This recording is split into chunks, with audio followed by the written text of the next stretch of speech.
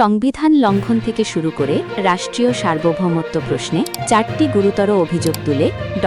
মোহাম্মদ ইউনূস ও তার নেতৃত্বাধীন সরকারের উপদেষ্টাদের বিরুদ্ধে মামলা করার ঘোষণা দিলেন ঢাকা বিশ্ববিদ্যালয়ের আইন বিভাগের অধ্যাপক শেখ হাফিজুর রহমান কার্জন।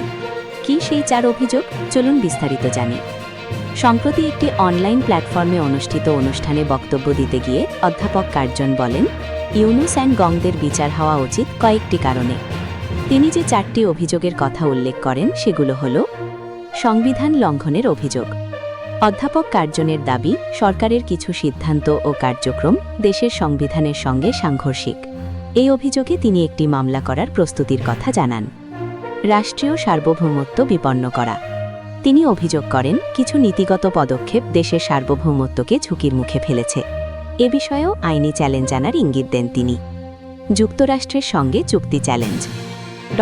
ইউনূসের আমলে যুক্তরাষ্ট্রের সঙ্গে যেসব চুক্তি হয়েছে বলে তিনি উল্লেখ করেন, সেগুলো আদালতে চ্যালেঞ্জ করার কথাও জানান অধ্যাপক কার্জন।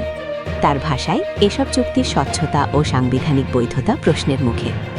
ধানমন্ডি 32 ভাঙচুর ইস্যুতে মামলা। সবচেয়ে আলোচিত বিষয় হিসেবে তিনি উল্লেখ করেন জাতির পিতা শেখ মুজিবুর রহমানের ধানমন্ডি 32 নম্বরের বাড়ি ভাঙচুরের ঘটনা। অধ্যাপক কার্জনের অভিযোগ, সেখানে গুরুত্বপূর্ণ ও দুষ্প্রাপ্য নথি ছিল, যা নষ্ট হয়েছে। তিনি প্রশ্ন তোলেন, কেন আইনশৃঙ্খলা বাহিনী দ্রুত ব্যবস্থা নেয়নি এবং কারা ভেতর থেকে পরিস্থিতি হতে দিয়েছে। এই ঘটনায়ও আলাদা মামলা করার ঘোষণা দেন তিনি।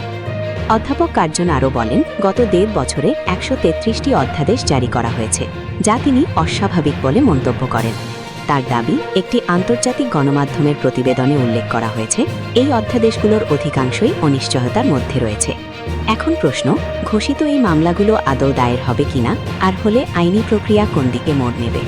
বিষয়টি রাজনৈতিক ও আইন অঙ্গনে নতুন বিতর্কের জন্ম দিতে পারে বলে মনে করছেন বিশ্লেষকরা।